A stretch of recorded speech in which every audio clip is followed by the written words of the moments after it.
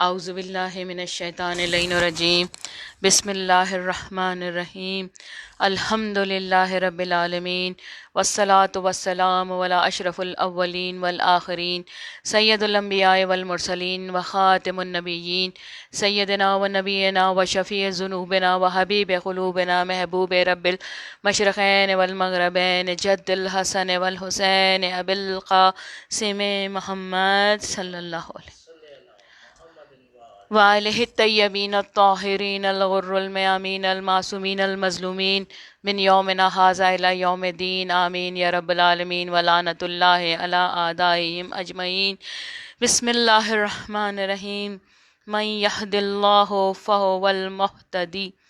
ومن یضلل فاولئک ھم الخاسرون اللہم صلی علی محمد وآل محمد۔ جیسے کہ آپ لوگ جانتے ہیں کہ میں سورہ اعراف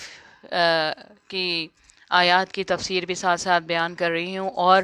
عنوان ہمارا ہے کہ امام حسین علیہ السلام غدیر کی بقا ہے۔ اور یہ حقیقت ہے کہ غدیر اتنا بڑا کارنامہ علی ابن ابی طالب کی ذات سے منسلک ہے کہ پروردگار عالم نے اپنے نبی کو ہدایت فرمائی کہ آپ نعمتوں کے تمام ہونے کو اعلان کر دیں۔ اور جب کسی نے پوچھا ہے امام محمد باقر علیہ السلام سے کہ مولا یہ بتائیے کہ یہاں نعمتی سے کیا مراد ہے، تو میرے مولا نے ارشاد فرمایا نعمتی سے مراد ہم ہیں، یعنی کہ ہم جو انبیاء ائمہ کا سلسلہ ہے وہ نعمت ہے۔ اور حقیقت بات یہی ہے کہ تمام نعمتیں انہی کی سزاوار ہیں اور انہی کے ذریعے سے مخلوقات اس سے فیض پاتی ہیں، اور یہی اہم ترین نعمت ہے۔ اگر یہ اہم ترین نعمت نہ ہو اس زمین روئے زمین پر، تو خود نبی اکرم صلی اللہ علیہ وآلہ وسلم نے ارشاد فرمایا کہ اگر ہماری کوئی حجت زمین پہ باقی نہ رہے تو یہ زمین اپنے مرکز پہ باقی نہیں رہے گی۔ تو یہ بات ثابت ہوتی ہے کہ زمین کی بقا کی ضمانت بھی جو ہے وہ ائمہ اطہار ہیں اور حجت خدا ہیں۔ حجت خدا کے بغیر زمین اپنے محور پہ قائم نہیں رہے گی اور تہو بالا ہو جائے گی، کوئی مخلوقات اس پہ زندہ و سلامت نہیں رہ پائے گی، اور پورا جو ایک نظام چل رہا ہے اس نظام میں کہا جائے کہ بگڑاؤ آ جائے گا، اور زمین اپنے محور سے جو منسلک ہے، زمین تو زمین تمام کائنات کی، اور کہا جائے جتنے پلینٹس ہیں وہ تمام اپنے محور سے جو ہے وہ ہٹ جائیں گے اور ایک دوسرے سے ٹکرانا شروع کر دیں گے۔ تو یہ دیکھیے کہ کتنی اہم ترین نعمت ہے پروردگار عالم کی۔ اور جیسا کہ میں نے آپ لوگوں کے سامنے سورہ اعراف کی آیت نمبر 178 کی تلاوت کی، جس میں پروردگار عالم ارشاد فرما رہے ہیں کہ جسے اللہ ہدایت دے وہی ہدایت یافتہ ہے، جسے اللہ ہدایت دے وہی ہدایت یافتہ ہے، اور جسے وہ گمراہی میں چھوڑ دے وہی لوگ گھاٹا اٹھانے والے ہیں، وہی لوگ جو ہے وہ خاسرون میں سے ہیں، گھاٹا اٹھانے والے ہیں۔ اور حقیقت بات یہی ہے کہ ہدایت کے بغیر ہم سب اگر دیکھا جائے تو ہماری ہدایت نہ ہو، چاہے وہ مخلوقات میں سے کوئی بھی مخلوق ہو، اللہ نے ہر کسی کو اس کی ضرورت کے حساب سے ہدایت جو ہے اس کی زندگی کی ضرورتوں کے حساب سے اسے ہدایتیں دی ہیں۔ اور انسانوں کے لیے جیسا کہ انسان کے خلق ہونے کے بعد، یعنی کہ حضرت آدم کے زمین پہ آنے کے بعد جو ہے پروردگار عالم نے سب سے پہلے ہدایت جاری کی ہے، یعنی کہ ہدایت دینے والا بھیجا ہے، اور وہ حضرت آدم علیہ السلام ہے کہ انہوں نے بنی نو آدم کے آنے سے پہلے اللہ نے انہیں نبی اور خلیفہ بنا کے بھیجا، تاکہ اب جو بھی آئے وہ اتباع کرتے ہوئے آئیں، جو بھی آئیں وہ ایک قانون کے تحت چلیں جو پروردگار عالم نے ہمارے لیے پسند فرمایا ہے، جو پروردگار عالم نے ہمارے لیے سوٹیبل سمجھا ہے، جو پروردگار عالم نے سمجھا ہے کہ ہم ظاہری بات ہے پروردگار عالم اپنی مخلوقات کی ضروریات کو ہم سے بہتر جانتا ہے، تو بس ہماری ضرورتوں کو بھی وہ جس طرح سے چاہتا تھا کہ ہم زندگی گزاریں، اس نے ویسے ہی ہدایت اپنے نبیوں کو دی ہے۔ اور نبیوں کے ساتھ ساتھ صرف یہ نہیں تھا کہ ایک نبی کو ہدایت دے کے بھیجا ہے کہ وہ نبی جو ہیں وہ ہدایت کرتے رہیں، بلکہ ساتھ میں کتابوں کی ہدایت بھی جاری کی ہے۔ اور توریت، زبور، انجیل وہ کتابیں ہیں جن کی تصدیق قرآن پاک مسلسل کرتا چلا آ رہا ہے کہ یہ ہماری کتاب ہے، اور یہ کتاب بھی ہے اور اس کے ساتھ نور بھی ہے، اور نور سے مراد یہی ہے کہ محمد وآل محمد کا نور، یا وہ ان انبیاؤں کا جو ہے نور جو کہ جنہوں نے محمد وال محمد کی ولایت کی گواہی دی اور قبول کیا، ان کے نور ہیں جنہوں نے ہدایت جاری کی ہے۔ تو بس یہاں پہ میں بتاتی چلوں کہ علامہ قندوز نے ابو بصیر کے ذریعے سے امام جعفر صادق علیہ السلام سے روایت کی ہے کہ حضرت علی علیہ السلام نے اپنے خطبے میں ارشاد فرمایا کہ میں ہی ہادی ہوں اور میں ہی مہتدی ہوں۔ مہتدی کا مطلب توازن قائم برقرار رکھنے والا، یعنی کہ وہ متوازن ہیں، اتنے متوازن ہیں کہ وہاں پہ توازن میں شدت نہیں ہے، وہاں توازن میں کہا جائے کہ جبریت نہیں ہے، توازن کے اندر کوئی ایسا عنصر موجود نہیں ہے جو کہ توازن کو بگاڑ دے، یعنی کہ شدت پیدا کر دے، ایسی کوئی کہا جائے عنصر اس کے اندر موجود نہیں ہے۔ اور پھر بصائر الدجاج میں ابو حمزہ صومالی سے بیان کرتے ہیں کہ میں نے امام جعفر صادق علیہ السلام کو فرماتے سنا، رسول اللہ صلی اللہ علیہ وآلہ وسلم نے فرمایا نے جو ہے وہ وضو کے لیے پانی منگوایا۔ جب آپ وضو فرما چکے تو آپ نے حضرت علی علیہ السلام کا ہاتھ پکڑا اور فرمایا انما انت منذرون، یعنی سوائے اس کے کہ نہیں تو ایک ڈرانے والا ہے۔ اور پھر حضرت علی علیہ السلام کے ہاتھ کو اپنے سینے سے لگا کے فرمایا وَلِكُلِّ قَوْمٍ ہاد، یعنی ہر قوم کے لیے ایک ہادی ہے۔ پھر آپ نے فرمایا اے علی، تم دین کی اصیل ہو، ایمان کا روشن مینارہ ہو، غایت الہدا ہو، روشن پیشانی والوں کے قائد ہو، اور میں تمہارے ان فضائل کی گواہی دیتا ہوں کہ یہ نبی اکرم صلی اللہ علیہ وآلہ وسلم نے ارشاد فرمایا۔ اور دیکھیے کہ کیوں نہ فضائل کی گواہی دے نبی اکرم صلی اللہ علیہ وآلہ وسلم، کہ ان کے دین اور اسلام کی بقا، ان کے قانون، ان کی محنت، ان کی رسالت کی بقا علی ابن ابی طالب ہے۔ اور جس بقا کا اعلان آپ نے غدیر میں کیا تھا، اگر وہ اعلان نہیں کرتے آپ تو آپ کی رسالت جو تھی وہ مکمل نہیں ہوتی، اور آپ کے تمام احکام جو تھے ان کے اندر تبدیلی شروع ہو جاتی، ان احکام کے اندر جو ہے انسان اپنی مرضی سے جو ہے بدعات جو ہے وہ رائج کر دیتے۔ جہاں جہاں پہ حضرت علی علیہ السلام کو بقول نبی اکرم صلی اللہ علیہ وسلم فضائل نبی اکرم، فضائل ابن ابی طالب کے، علی ابن ابی طالب کے زیر اثر جو محمد صلی اللہ علیہ وسلم نے ہم تک پہنچایا ہے، اس کے ذریعے جو لوگ مانتے ہیں وہ منو ان ویسے ہی کہا جائے کہ اعمال اور احکام بجا لاتے ہیں جیسے کہ خود نبی اکرم صلی اللہ علیہ وآلہ وسلم بجا لاتے تھے۔ تو بس دیکھیے کہ یہ اتنی ضروری اہم ترین کہا جائے کہ ہدایت ہے، اور ہدایت کے بغیر انسان کیسے چلے گا؟ وہ اپنے معاملات کو، چاہے وہ دیت کے معاملے ہوں، چاہے وہ نماز کے معاملے ہوں، چاہے وہ کہا جائے کہ زکوٰۃ دینے کے ہوں، کیونکہ قرآن تو آپ کو وہ کچھ بتا رہا ہے، لیکن اس کا نماز پڑھنا کے لیے امام سے پوچھا ہے کہ یہ بتائیے کہ مولا قرآن میں کہاں پہ جو ہے وہ نماز کے متعلق ہے کہ اس کی رکعت، تو میرے مولا نے ارشاد فرمایا نماز کا حکم ہے اور بتانے والے ہم ہیں، ہم بتائیں گے کہ کس طرح سے تم نے نماز ادا کرنی ہے۔ رکوع کا ذکر ہے، سجود کا ذکر ہے، لیکن کس طرح سے، کس چیز پر کس طرح سے کیا جائے گا کہ تمہارا جو ہے وہ سجدہ، رکوع اور سجود اور نمازیں اور تمہارے کہا جائے نیک اعمال بارگاہ پروردگار عالم میں کہا جائے قبولیت کا درجہ رکھیں، تو وہی بتا سکتے ہیں جو کہ پروردگار عالم کے منشا کو جانتے ہیں، پروردگار عالم کے بتائے ہوئے ہدایت کے رستے کو ایک ایک کہا جائے کہ ایسے ہیں کہ جو بھولتے نہیں ہیں، جو کہ تمام رچ سے پاک ہے، اور رچ ایسا ہے کہ کہیں شک کا گزر بھی نہیں ہے، جہاں پہ یہ احساس بھی نہیں ہوتا ہے کہ عدل جو ہے وہ جس کی ضرورت، جس طرح سے عدل کیا جا سکے ویسا عدل ان کے ہاں موجود نہیں ہے، یہ سوال ہی نہیں پیدا ہوتا ہے کہ عدل کی منزل پہ آئیں تو بہترین عدل کرنے والے ہیں، اور شجاعت کی منزل پہ آئیں تو بہترین شجاعت کا مظاہرہ کرنے والے ہیں، اور اگر انصاف کرنے پہ آئیں تو بہترین انصاف کرنے والے ہیں، سخاوت پہ آئیں تو بہترین سخی ہیں، اور کرامت پہ آئیں تو بہترین کہا جائے کرامت دکھانے والے ہیں۔ معجزات کا ذکر کیا جائے تو نبی اکرم صلی اللہ علیہ وآلہ وسلم کے معجزات سے ان کے معجزات ہیں، ان نبی اکرم صلی اللہ علیہ وآلہ وسلم کا حکم ان کا حکم ہے، اور کہا جائے کہ اور خود پروردگار عالم وہ ہے جو کہ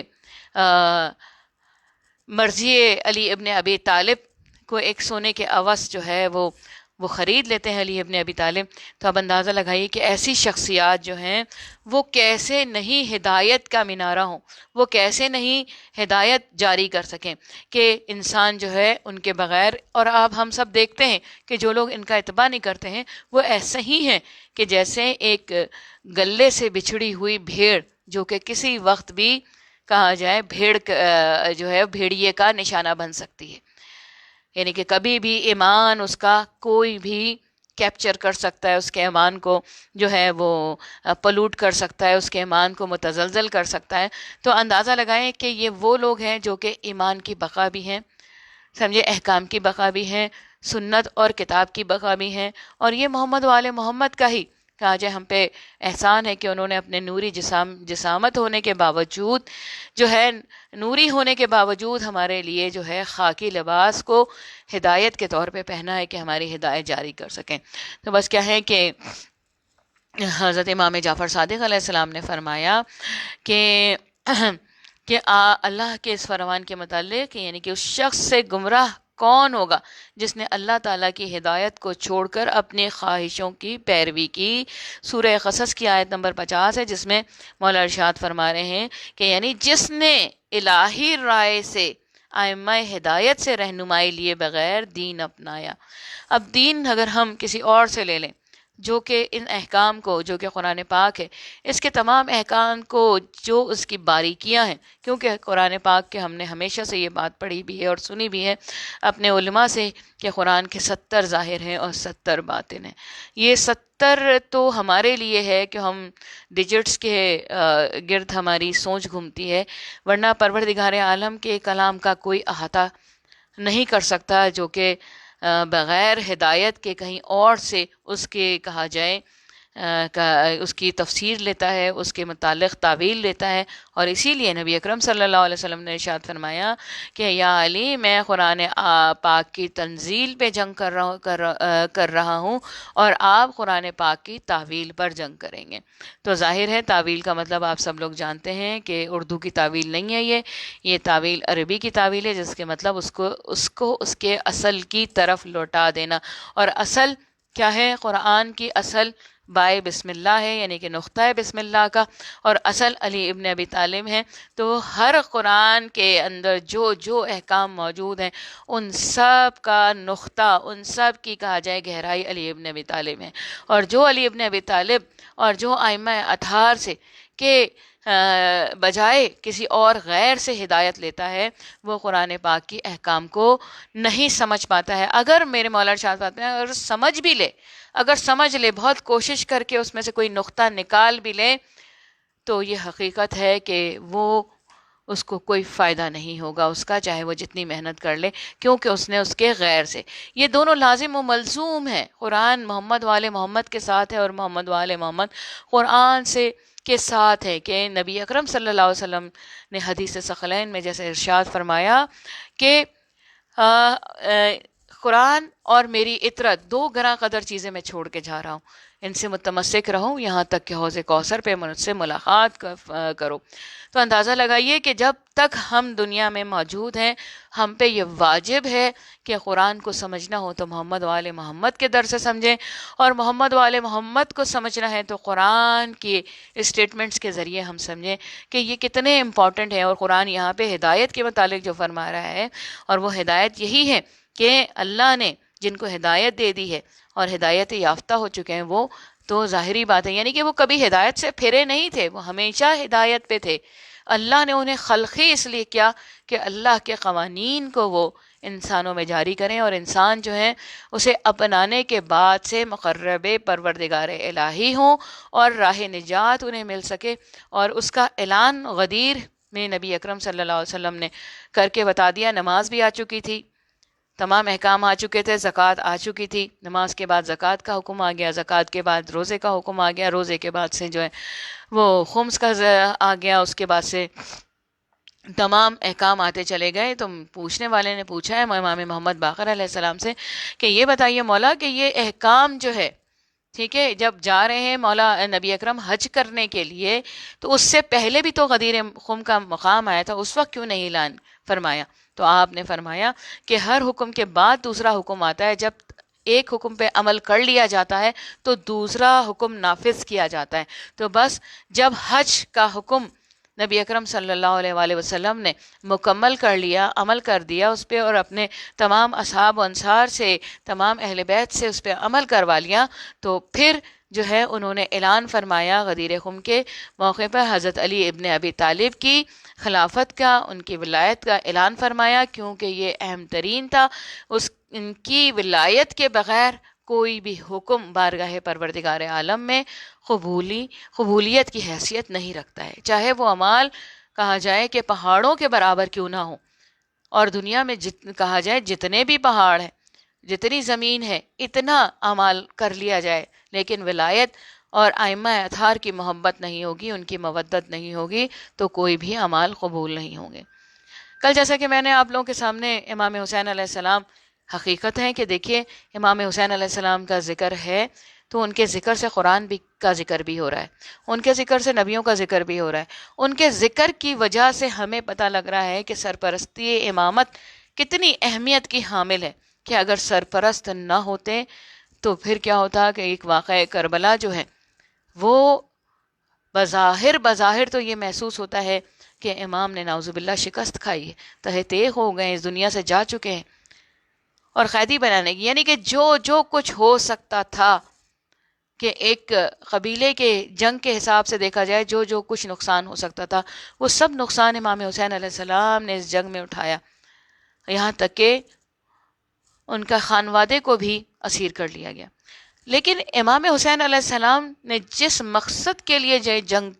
امام حسین علیہ السلام جس مقصد کے لیے گئے تھے، وہ مقصد تھا توحید الہی اور اللہ کے نام کی بقا، اور اپنے نانا کے دین کی کہا جائے اصلاح تھی. جو اس کے اندر بدعات داخل کر دی جا رہی تھیں، جو حرام داخل کر دیا جا رہا تھا، اور جو بلا دیا جا رہا تھا، کہ خود آپ دیکھتے ہیں کہ ایک بہت بڑی فیکٹری نظر آتی ہے جو کہ احادیث کے حساب میں ہے، اور وہ سب جو تھی وہ اہل بیت اطہار کے خلاف کام کر رہی تھی. اور اس فیکٹری نے بعد میں بھی کام کیا،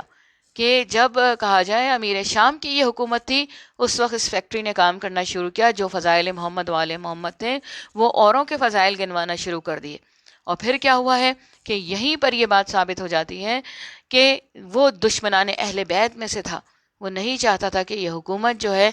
یہ بظاہر جو خلافت ہے، یہ ان کے پاس جائے، جبکہ یہ تو خلافت الہیہ کے پروردہ تھے. یہ وہ اہم شخصیات تھے جو کہ اللہ کی طرف سے مامور تھے کہ لوگوں کو ہدایت پہ رکھیں. اور امام حسین علیہ السلام نے اسی ہدایت کے سلسلے میں اپنی بہترین جان کا نذرانہ جو ہے بارگاہ پروردگار عالم میں پیش کر کے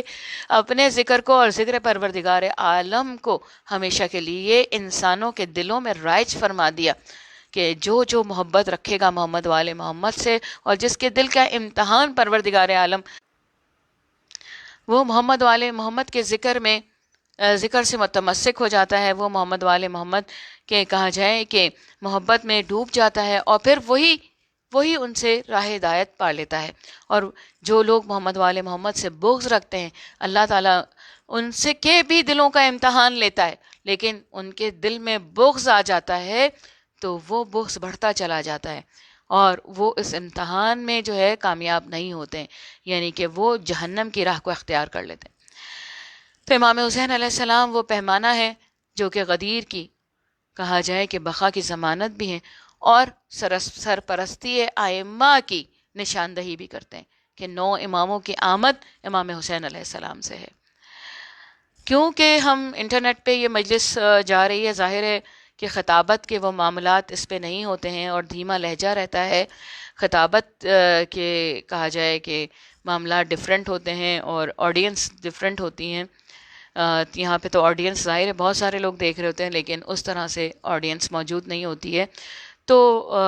ہم ایسا لگتا ہے کہ بہت ٹھنڈے طریقے سے ذکر کیا جا رہا ہے، جبکہ ذکر ہے ہی اتنا دل کو جلا دینے والا، دل کو روشنی دینے والا، دل کو زندہ رکھنے والا. میں بس یہی کہوں گی کہ دھیمے لہجے جو ہے وہ اوریٹرز کے نہیں ہوتے ہیں. اوریٹرز ہمیشہ جو ہیں وہ خطاب جب کرتے ہیں تو ایک کہا جائے کہ ان کا لہجہ ڈیفرنٹ ہوتا ہے، لیکن انٹرنیٹ کی وجہ سے یہاں پہ مجھے آپ لوگوں سے جو مخاطب ہونا پڑا ہے تاکہ جملوں کی ادائیگی جو ہے وہ مکمل طریقے سے آپ لوگ تک پہنچ سکے پیغام محمد وآل محمد قرآن کا پیغام، تو میں آرام سے اور دھیمے لہجے سے اور سوفٹ اسٹائل سے آپ لوگوں کو یہاں پہ بیان کر رہی ہوں۔ امام حسین علیہ السلام کربلا میں ہے، اور میں ایک آپ کو بتا چکی ہوں کہ کل میں نے ذوالجناح کا ذکر کیا تھا۔ آج ایک اور ذوالجناح کا ذکر کرنا چاہوں گی، اور وہ ذوالجناح ہے مولا عباس کا۔ اہمیت ہے ان ذوالجناح کی کیونکہ ان کی وفاداری کے اندر کوئی شک نہیں ہے۔ انہوں نے اپنی کہا جائے کہ جو ڈیوٹی پروردگار عالم نے ان کی تھی، وہاں پہ اندازہ لگائی کہ اور بھی جانور موجود تھے اس میدان میں، لیکن یہ مولا کے پاس جنہوں نے کہا جائے وقت گزارا تھا، جنہوں نے اپنی زندگی گزاری تھی، ان جانوروں کو جب آپ دیکھتے ہیں تو پتہ لگتا ہے کہ آئمہ سے کتنی محبت رکھتے تھے، آئمہ سے کتنا تعلق رکھتے تھے۔ گو کہ ہم یہ کہہ نہیں سکتے حتمی طور پہ کہ وہ جانور بھی کتنے دل گرفتہ ہوں گے کہ ان کا استعمال ہو رہا تھا، اور امام کے خلاف وہ بھی بڑے دل گرفتہ ہوں گے، کیونکہ مخلوقات پروردگار عالم جو ہے وہ امام سے محبت کرتی ہے، پہچانتی ہے۔ اور امام حسین علیہ السلام جس اونٹ پہ خطبے دیا کرتے تھے، کہا جاتا ہے کہ اس اونٹ کو جو ہے وہ پکڑ کے لے جانے لگا تو اس نے بھی بہت سارے لوگوں کو جو ہے جہنم واصل کیا، اور اس کے بعد سے اسے قابو کر لیا گیا۔ کہا جاتا ہے کہ اس اونٹ کو لے کے آئے ہیں کوفے کے اندر، اور کوفے میں جو ہے کیونکہ امام حسین علیہ السلام جب بھی خطبہ دیتے تھے اس اونٹ پر بیٹھ کے دیا کرتے تھے، تو جب امام کے بعد وہ اونٹ بلبلاتا پھر رہا تھا، وہ چیخ رہا تھا امام کی شہادت کو دیکھ کے، جانتا ہے کہ یہ وقت کے امام ہیں اور ان کا یہ حال انسانوں نے کر ڈالا ہے، وہ بلبلاتا پھر رہا تھا، تڑپ رہا تھا، مولا کے گرد چکر بھی لگا رہا تھا۔ جب لوگوں نے دیکھا کہ یہ اونٹ امام حسین علیہ السلام کا ہے تو اسے کسی بھی طرح سے جو ہے وہ پکڑ لیا، اور پکڑنے کے بعد اسے کوفہ لے، پورے رستے اس کے چلانے کی آوازیں سنائی دیتی رہیں کہ امام حسین علیہ السلام کے غم میں وہ اونٹ چلاتا رہتا تھا، تڑپتا رہتا تھا۔ اور یہی بات روایت ہمیں امام زین العابدین علیہ السلام سے ہی ملتی ہے کہ ان کی اونٹنی بھی اسی طرح سے سر پٹک پٹک کے ان کے روزے پہ اس نے جان دے دی تھی۔ امام حسین علیہ السلام کے اس اونٹ کو لے جایا گیا، اور لے جانے کے بعد سے اسے ذبح کر ڈالا، اور ذبح کرنے کے بعد سے کیونکہ یہ اتنا پریشان تھا، اتنا دل گرفتہ تھا اپنے مولا و آقا کی، کہ اس سے آخر کہا جائے دشمنان اہل بیت نے جو ہے جس نے اسے پکڑا تھا اسے تہ دیخ کر دیا، اور پھر اس نے دعوت کی لوگوں کی، اور دعوت میں اس گوشت کو اس نے اونٹ کے پکانا شروع کیا۔ لیکن عجیب بات تھی کہ وہ اونٹ کا گوشت گل کے ہی نہیں دیتا تھا، وہ پکتا ہی نہیں تھا، اور پوری پوری ہانڈی میں آگ لگ جاتی تھی۔ انہوں نے کچھ گوشت کو اس میں سے نکال کے چبا کے کھانا چاہا تو یہ کھا نہ سکے کیونکہ وہ سب پتھر کا ہو چکا تھا۔ اندازہ لگائیے کہ امام حسین علیہ السلام کے اونٹ کی کہا جائے کہ یہ کرامات ہو جائے کہ وہ اپنے دشمن کو جو کہ جہنم میں جانے والا ہے اس کے گوشت تک کو وہ نہیں چبا سکتے۔ اور پھر حضرت عباس علیہ السلام کے ذوالجناح کی جب بات آتی ہے، حضرت عباس علیہ السلام کے کہا جائے راکب کی جب بات آتی ہے، اس کو جس کا اسب وفادار میرے مولا نے لقب دیا تھا، کہ جب یزید کے دربار میں تمام مقدرات آئے ہیں اور ساتھ میں حضرت عباس کا گھوڑا بھی آیا، جب اس کو لایا گیا تو شمر کہتا ہے کہ اے یزید نے دو چیزیں مانگی تھیں کہ حسین کی لاڈلی مجھے کنیزی میں دے دو اور یہ عباس کا گھوڑا مجھے دے دو۔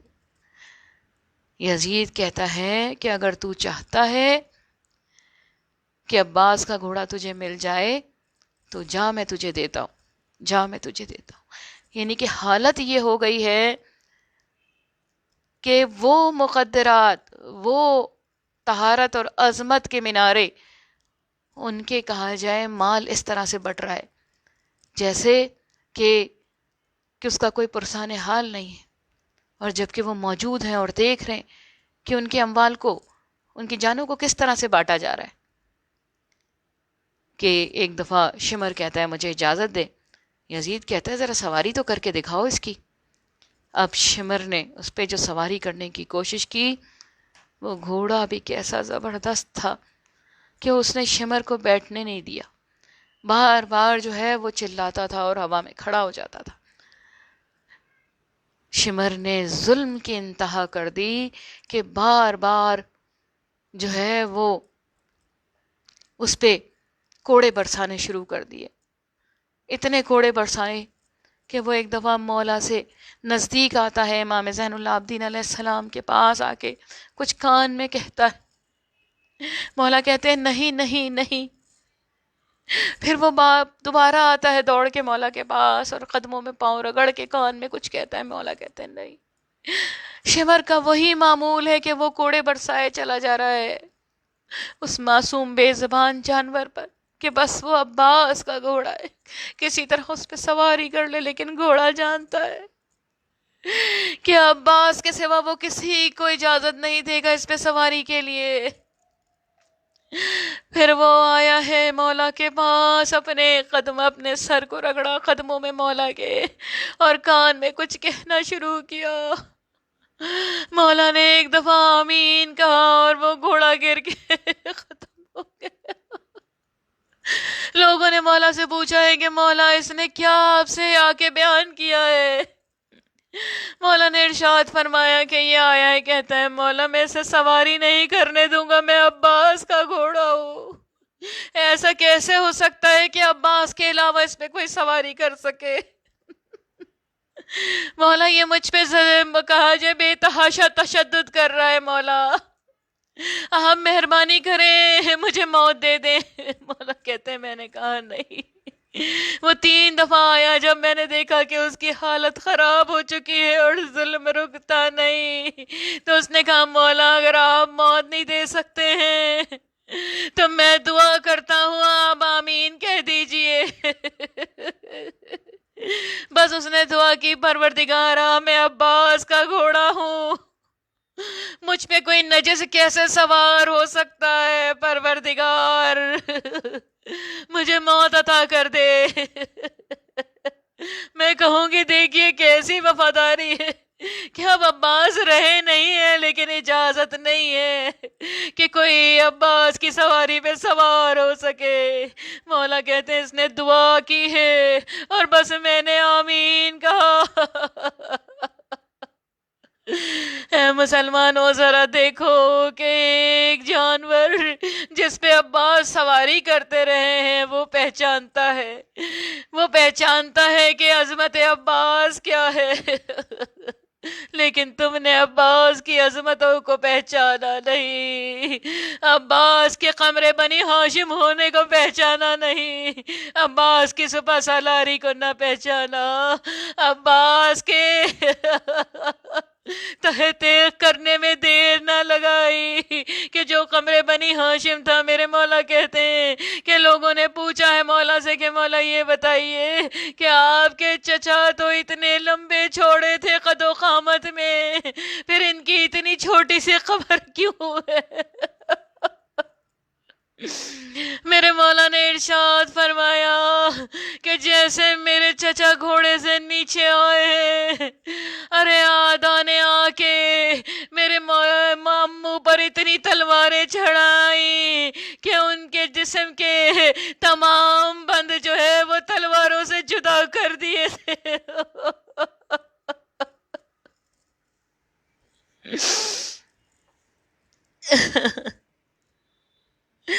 یا اللہ ہمارے گناہان کبیرہ و صغیرہ کو بخش دے پروردگار عالم. مولا عباس کے اس پرسے کو اپنی بارگاہ میں، بی بی سکینہ کے پرسے کو، امام حسین علیہ السلام کے پرسے کو، حضرت علی اصغر علیہ السلام کے پرسے کو اپنی بارگاہ میں قبول فرما لے. پروردگار عالم حضرت آدم سے لے کے آج تک جو لوگ پہوند زمین ہوئے ہیں ان سب کو جوار مولا امام حسین علیہ السلام میں محشور فرما دے. پروردگار عالم جو لوگ اپنے رزق اور روزگار کی وجہ سے پریشان ہے، بحق امام جعفر صادق علیہ السلام ان سب کو بہترین رزق و روزگار عطا فرما۔ پروردگار عالم جو لوگ بیمار ہیں، کرونا میں مبتلا ہیں، ان سب کو بحق امام زین العابدین علیہ السلام صحت کاملہ اور عاجلہ عطا فرما۔ پروردگار عالم ہمیں امام حسین علیہ السلام کے غم سے سرفرازی عطا فرما۔ پروردگار عالم اس غم سے ہمیں کبھی محروم نہ کرنا۔ پروردگار عالم ہماری زندگی بھی اسی غم میں بسر ہو، دنیا سے چلے جائیں تو ہماری خبریں بھی اسی غم سے منور ہو کہ امام حسین علیہ السلام کا ورود ہو اور ہم مولا کے سامنے ان کے پرسے کو پیش کریں۔ ربنا تقبل منا انک انت السمیع العلیم، اللہم صلی علی محمد۔